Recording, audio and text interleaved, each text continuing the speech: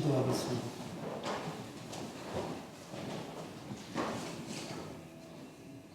하나님 아버지, 회중 가운데 모여 하나님의 이름을 높일 때에 하늘 위로부터 신령한 은사를 우리 모두에게 부어주시고 교회가 이 땅에서 할 사명과 소명을 부어주시고 감당할 수 있는 능력도 부어주실 줄을 믿습니다.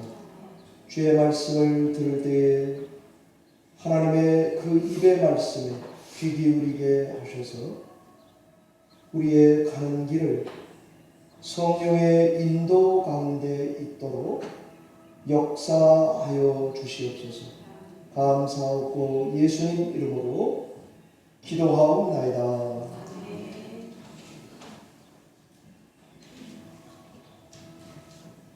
얼마 전 대만에서 7.2 강진이 있었습니다. 그 이후에 대만의 초고층 빌딩 타이베이 101 타워가 주목을 받았습니다. 지상 101층, 지하 5층, 높이가 509m에 달하는 세계에서 9번째 높은 복합 쇼핑몰이 안전했기 때문입니다. 어떻게 7.2 강진에도 안전할 수 있었는가? 그 비결은 동그란 노란 강철 덩어리 댐퍼보이 때문입니다. 87층과 92층 사이에 이 강철 덩어리가 달려 있는데 이것이 바로 건물의 중심축 역할을 하며 내진에 강하게 설계되었기 때문입니다. 660톤이나 되는 이 강철 덩어리 추가 케이블 92개에 매달려서 지상에서 300m 정도에 매달려 있는 것입니다. 그래서 타이베이 101이 안전할 수 있었다 하는 기사를 보게 되었습니다. 오늘은 이런 일꾼들을 세워주시옵소서 두 번째 말씀이 됩니다. 지난주엔 바울이 디도에게 어떤 일꾼을 세울 것인가 그 기준들을 가르쳐 주었습니다. 오늘은 바울이 디도에게 이 그레데 교회 공동체에 자기가 가르친 말씀을 그들에게 그대로 가르치라고 권하고 있습니다. 교회 공동체에 합당하고 적절한 말씀을 너는 가르치라는 것입니다. 그 말씀의 내용을 오늘 2장에 나와 있는데 여러분들이 다 읽으신 대로 그 내용들은 다 가정생활에 대한 것들입니다. 마치 이 댐퍼보이처럼 교회를 안전하게 지탱하게 하는 핵심 요소가 있다면 저는 직분을 받는 사람들의 가정생활이 아닌가 싶습니다. 바울이 얼마나 세심하고 구체적인지 이 내용을 성별을 나누어서 나이를 따라 각각 다른 교훈을 주고 있습니다. 우리 뉴저지 열린문교회도 오늘 이 하시는 말씀에 귀를 기울이고 눈여겨 보아서 저희들도 이미 받은 임직에 대해서 그리고 우리 교회에 혹시 세워주실 일꾼에 대해서 어떤 일꾼을 세워야 하는가 기준을 동일하게 갖고 계시기를 바라겠습니다. 사랑하는 뉴저지 열린문교회 성도 여러분, 어떤 일꾼을 하나님께서 우리 교회에 세워주셔야 되겠습니까? 저는 오늘 말씀을 의지해서 가정이 신앙 위에 선 그런 일꾼들을 세워야 한다는 말씀을 저 자신도 듣고 그대로 순종하려고 합니다. 나이든 남자는 차분하고 위엄 있고 분별 있고 믿음이 건전하고 사랑과 인내를 가지고 있어야 한다, 이렇게 권하고, 나이든 여자는 행실이 경건하고 비방하지 않고 술 과음하지 않고 선한 것을 가르치는 여자들이어야 한다는 것입니다. 그리고 젊은 여자들은, 이게 바울이 굉장히 지혜로워요.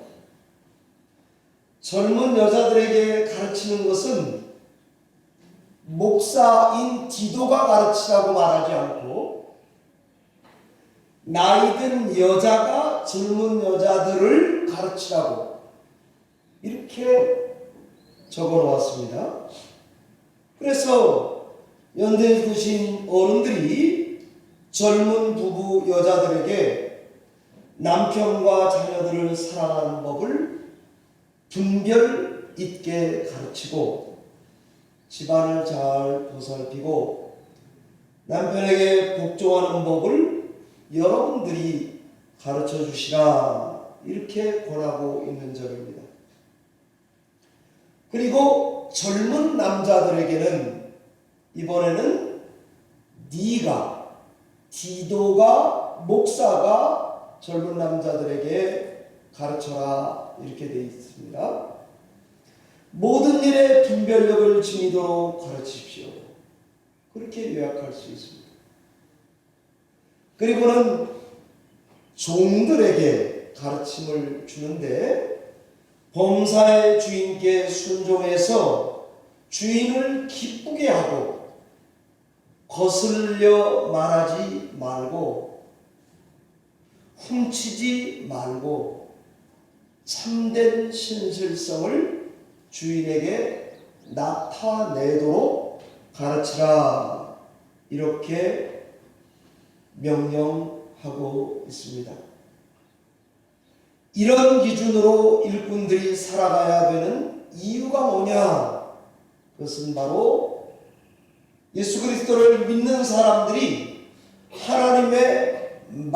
안 믿는 사람들이 하나님의 말씀에 대해서 나쁜 선입견을 갖지 않도록 하기 위해서라고 가르치는 거죠.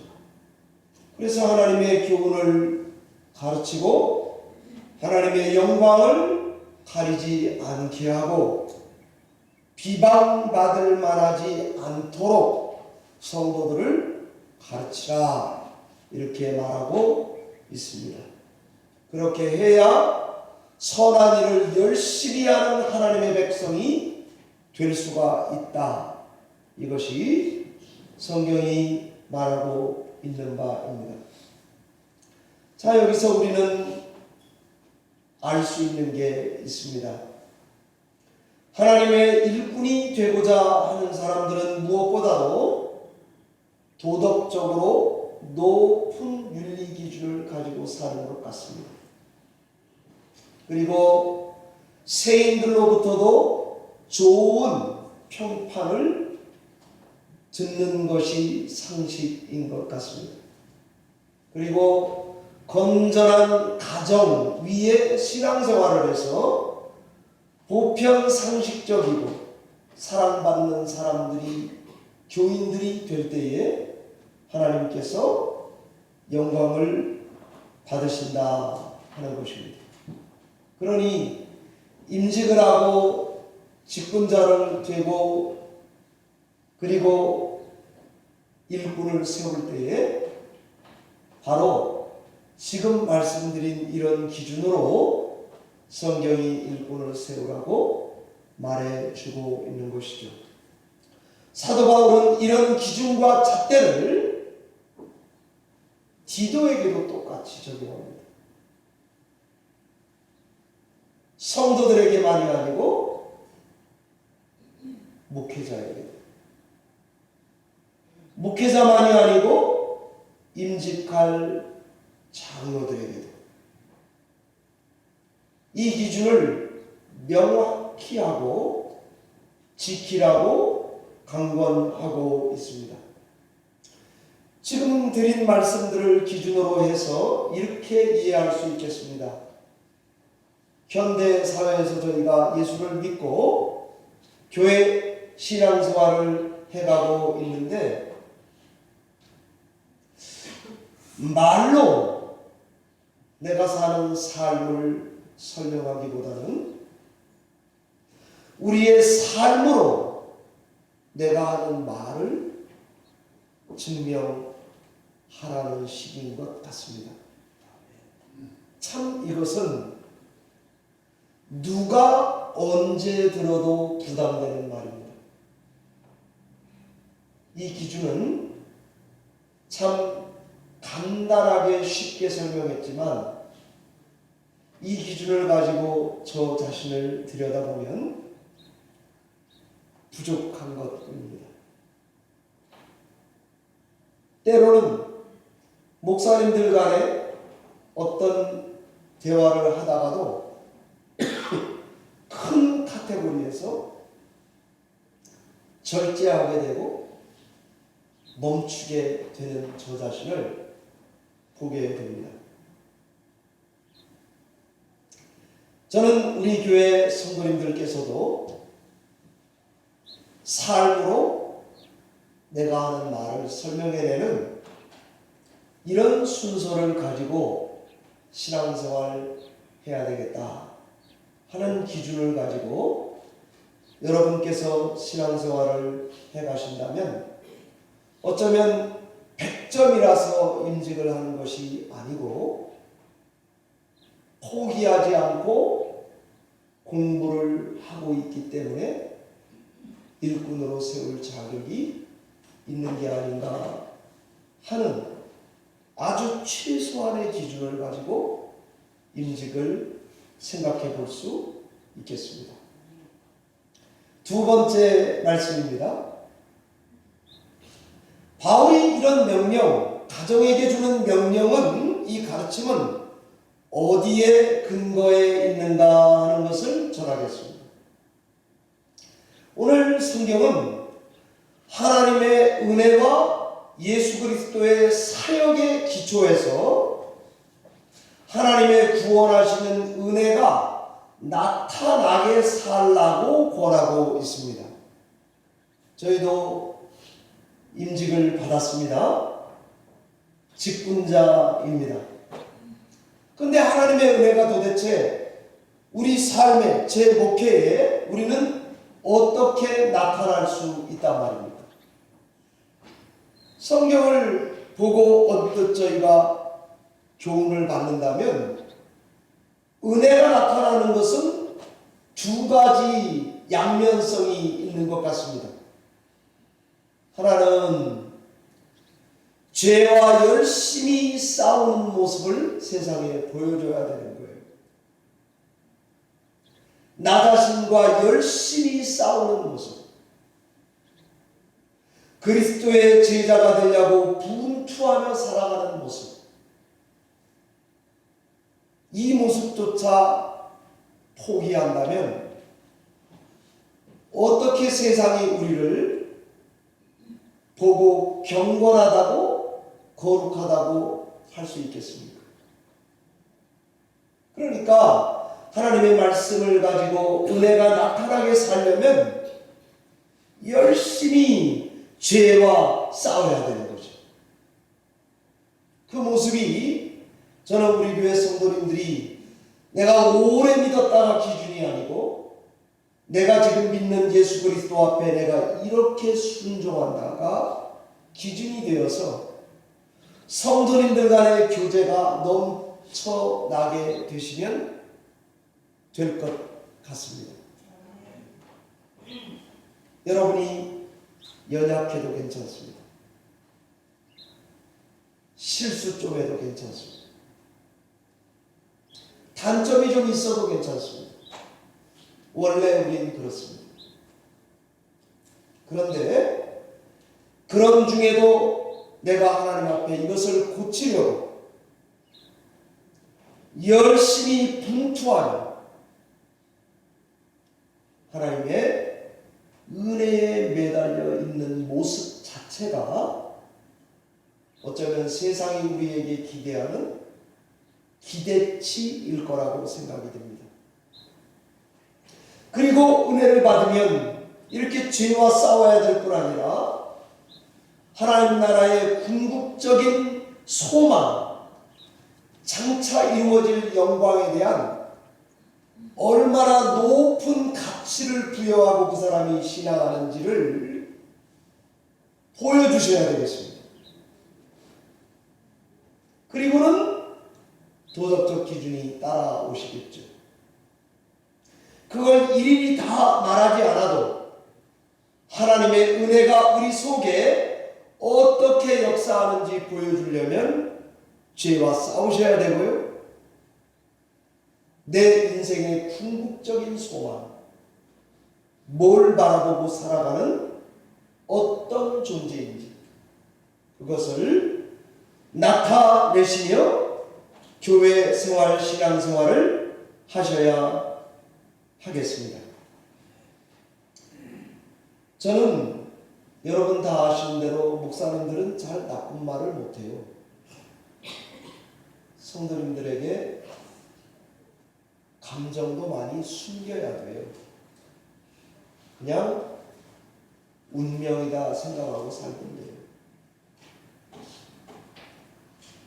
아내에게도 한판 하고 싶을 때도 반판만 해야 돼요. 그냥 운명이다 생각하면 돼요. 그래서 보통 목사님들이 제가 농담을 늘 하는데 세상에는 성이 3개가 있다고. 남성, 여성, 중성. 목사님은 중성에 들어가요. 잘 표현을 못하나 그렇게 생각이 돼요.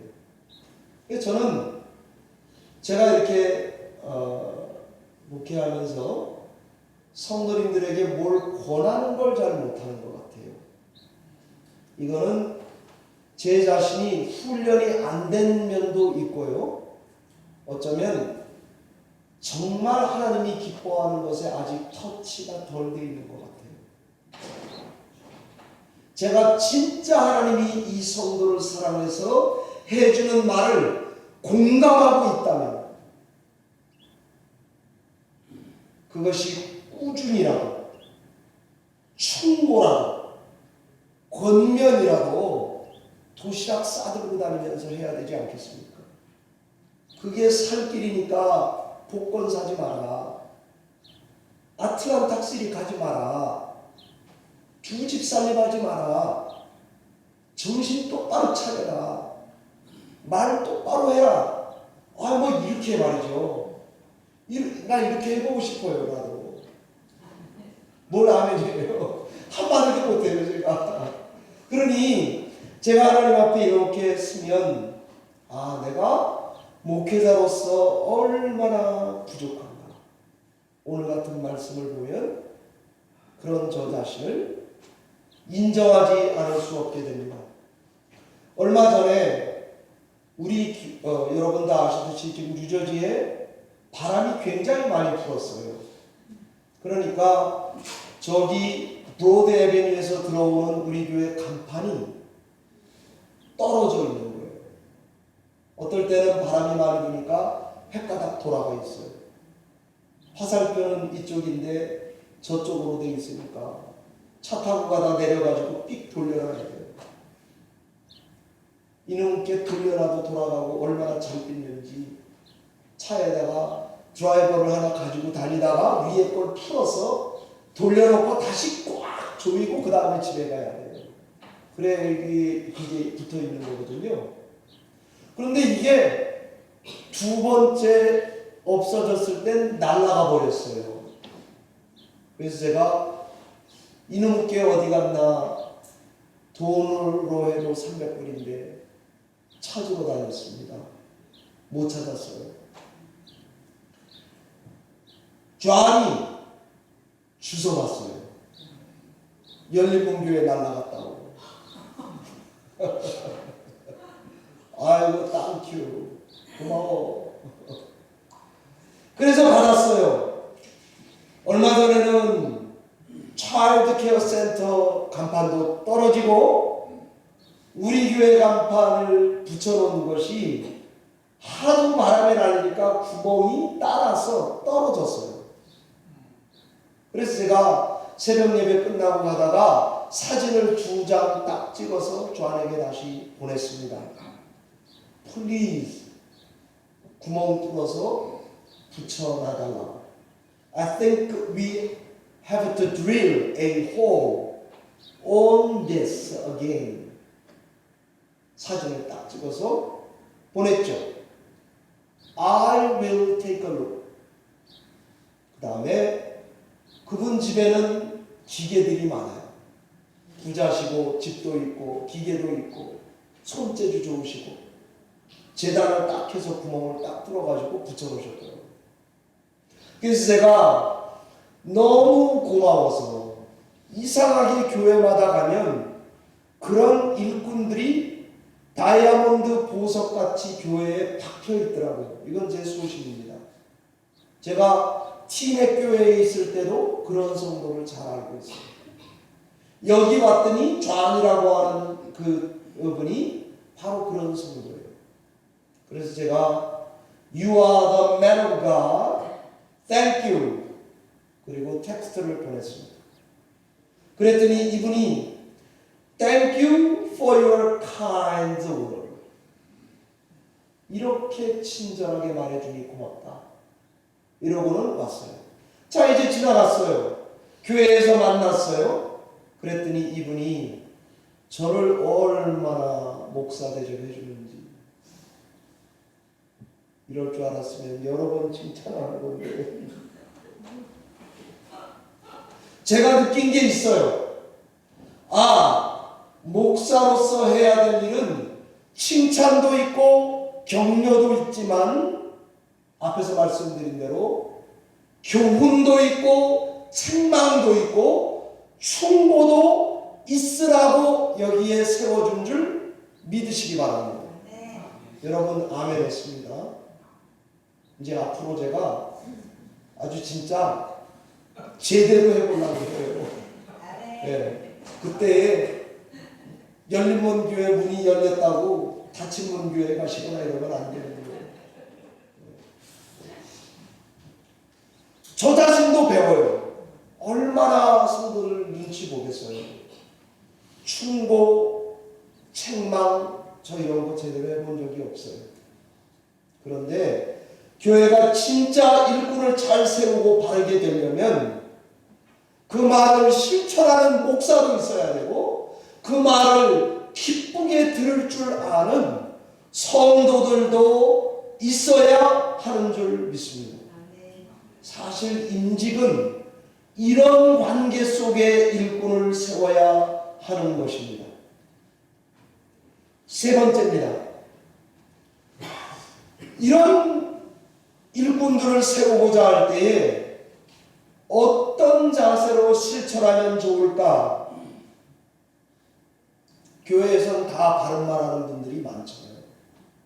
목사님부터. 도대체 이 바른 말을 어떻게 해야 될까? 상대가 기분 나쁘지 않게, 상대가 상처가지 않게.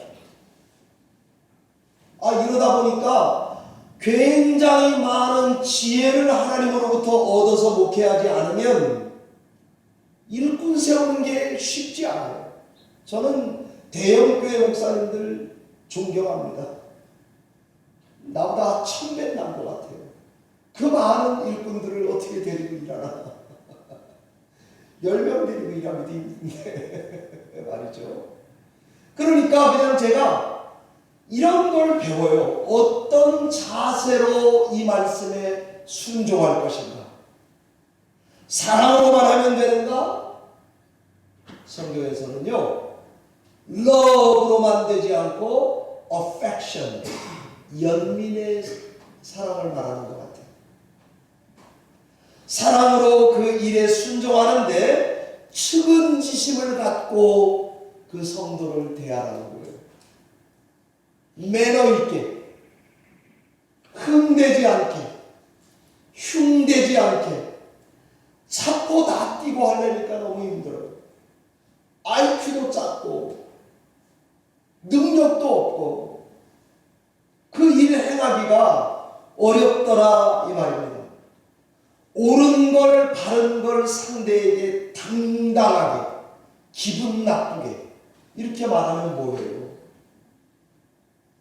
들리게 고마워하게 이렇게 말해야 하는데 이것은 보통 지혜가 필요한 게 아닙니다.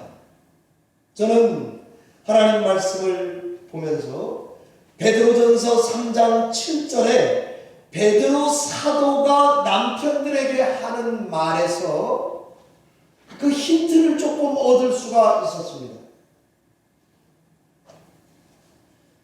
베드로가 남편들에게 이렇게 말씀하시는데 내 아내를 더 연약한 그릇이요 또 생명의 은혜를 함께 이어받을 자로 알아서 아내를 귀하게 여기라는 말을 해요. 우리가 보통 이렇게 성경에 홀드 코드가 나오면 보통 이렇게 생각합니다. 여자분들은 이렇게 말해요. 여보 여기 봐. 귀하게 여기려잖아. 당신은 나를 안 귀하게 여기고 결론은 버킹검이야. 당신은 안 바뀌어. 이렇게 된다고요. 남편들은 또 뭐라 그런가 하면 여보 여기 봐. 당신이 더 연약하대잖아. 약한지나 좀 알아. 자기가 약한지도 모르면서 뻔뻔스러워서 못 봐주겠어. 이렇게 돼가잖아. 이렇게 살기를 30년, 40년을 살아요. 근데 성경은 여자는 더 연약한 그릇이다. 이렇게 말하고 남편이 여자보다 강하다. 이렇게 말하지 않아요. 아내에 대해서 이야기할 때에 더 연약한 그릇이다. 그래요. 이 말을 하나님께 들었을 베드로는, 사도 베드로는 어떻게 이해했을까요? 하나님, 나는 하나님 앞에 연약합니다. 그게 1단계예요. 그 다음에 아내를 보고 들은 말씀은 너보다 더 연약한 그릇이란다. 이걸 들은 거예요. 그러니까 사랑을 실천할 때에 내가 연약한 줄 아는 사람이 더 연약한 사람을 대하는 방식은 임직자들, 교회에서 성도들이 성도들 간에 해야 될 성경적 자세입니다. 어떻다고요? 내가 연약한 줄 알고 나의 아내가 더 연약한 줄 알아주는 것. 그게 교회 안에서 있어야 하는 것이죠. 연약함을 절감하는 연약한 두 사람이 강하신 하나님을 바라보는 것입니다. 그럴 때에 교회가 이 사랑을 어떻게 실천할지에 대한 가이드라인이 그 안에 들어가 있다고 여겨집니다. 성경적으로 교회를 건강하게 하는 부분은 어떤 부분인가? 남편과 아내 둘 중에 누가 더 강하냐? 이 생각 가지고는 택도 없습니다. 당신이 더 약해, 내가 강해, 이거 가지고는 택도 없습니다. 남편이 생각하기를 난 연약해, 난 하나님 앞에 정말 약해. 그런데 내가 당신을 보니 하나님이 말씀하시는데 나보다 더 연약하대. 그래서 옆에서 그 아내를 섬기고 사랑하고 참고 인내하는 거죠. 사실 일꾼이 가져야 될 태도, 직분자들이 가져야 될 태도는 저는 이거 하나에 다 들어가 있다고 생각이 됩니다. 여러분은 하나님 앞에 연약함을 인정하고 사십니까? 아내를 더 연약한 그릇이라고 봐주고 계십니까? 그럴 때에 두 분이 같이 능하신 하나님을 바라본다면 저는 그 가정은 일꾼이 될 수 있는 가정이 준비가 되었다라고 생각이 되는 것입니다. 사랑하는 성도 여러분, 여러분들 다 아시는 타이타닉호가 침몰할 때의 이야기를 해보겠습니다. 메이시 백화점을 소유한 부호 스트라우스 부부의 이야기입니다. 이 부부는 결혼 41주년 기념차 유럽 여행을 가셨다가 미국으로 돌아오는 중에 배가 침몰하게 된 것입니다. 배가 침몰할 때 1등석 사람들에게는 구명정을 탈 수가 있었습니다. 그런데 특히 이 남편은 내가 탈 자리에 여자들과 애들을 먼저 태웁시다, 이런 기준을 가지고 있어서 당신은 타, 나는 내릴게, 이런 생각을 한 남편이고, 아내는 남편과 침몰하는 배에 내가 남겠다고 구명정을 사양했다고 하는 것 아닙니까? 그래서 자기의 비싼 모피를 자기의 하녀에게 입혀주면서 내 딸이라고 거짓말을 하고, 하녀는 살리고 남아있는 남편과 자기는 남아서 침몰하는 배에 있었다는 것 아닙니까? 두 분이 같이 죽었습니다. 장례식은 카네기홀에서 2만 명 넘게 참석해서 이루어졌는데, 이분의 사랑을 기념하는 동상도 있고요.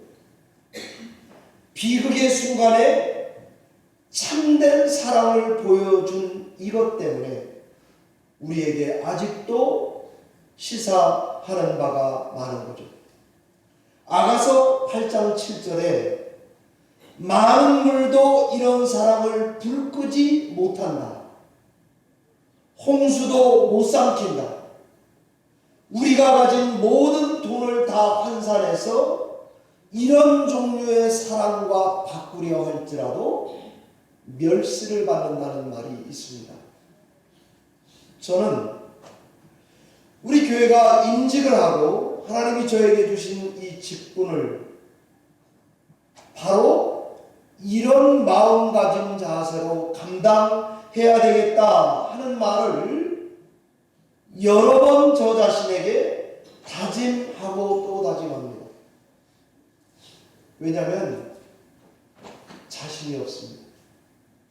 꼭 제가 첫사랑을 잃어버릴 것만 같습니다. 꼭 배신할 것 같습니다. 꼭 못 따라갈 것 같습니다. 그래서 하나님, 저도 제가 할 수 있는 일이라면 마지막 선택을 하나님께 참된 사랑을 고백하는 이 선택이어야 되지 않는가 하는 생각을 가지고 있는 거죠. 교회가 작아도 일꾼이 적어도 우리 열린문교회의 장래가 어떻게 될지 몰라도 우리가 섬기고 이루고 있는 교회가 세상에 빛이 되고 우리가 하는 임직이 세상 앞에 떳떳하고 자랑스러운 임직이 되기 원한다면 하나님 앞에 정말 이런 사랑의 하이 스탠다드를 가지고 그리고 비교하지 않고 하나님께 나의 신앙의 고백을 드리며 신앙하고 직분을 주시면 그런 사람이 받고 성도들은 그런 사람이 되라고 독려해주고 목회자는 충고도 교훈도 책망도 아끼지 않으면서 이 하나님이 우리에게 주신 높은 기준 이것을 지키려고 교회 생활을 해갈 때에 저는 열린문교회 이것이 확인된 다음에 임직을 한다면 하나님이 기뻐하는 일이 될 거라고 믿습니다. 이미 임직 받으신 여러분들도 이것을 돌아보시고 신앙해 주시기를 바랍니다. 교회 일꾼을 세우는 일의 중심 핵심은 가정생활이 바로 세워져야 된다는 말씀을 드렸습니다. 가정생활은 이 건강해야 타이베이 101 댐버보이와 같은 것입니다. 일꾼을 세워서 선한 일을 계속해 나갈 수 있는 동력, 그것은 하나님의 은혜와 예수 그리스도의 사역의 기초에 있지 않다면 오늘날 현대인들이 하는 너무 자주 하는 너무 기준이 낮은 임직은 하나님 앞에 영광이 되지 않을 것입니다. 그러므로 하나님께서 우리 열린문교회를 불쌍히 여기시고 우리 교회의 장래를 보장해 주신다고 한다면 일꾼을 세우는 일에 증거된 말씀의 기준이 돼서 저는 여러분이 기도도 하고 자원도 해 주시기를 꼭 부탁을 드리고 동시에 이 말씀이 기도도 들어야 되고 저도 들어야 되듯이 이 기준에서 너무 많은 길을 벗어나지 않는 목회를 할 수 있도록 여러분들이 교회를 위해 저를 위해 그리고 여러분 자신을 위해 결단하고 기도하며 신앙해 주시기를 바랍니다. 기도하겠습니다.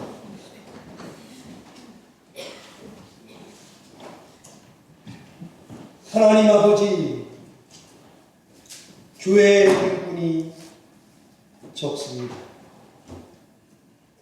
하나님의 부르심은 너무 뜨겁습니다. 부담됩니다.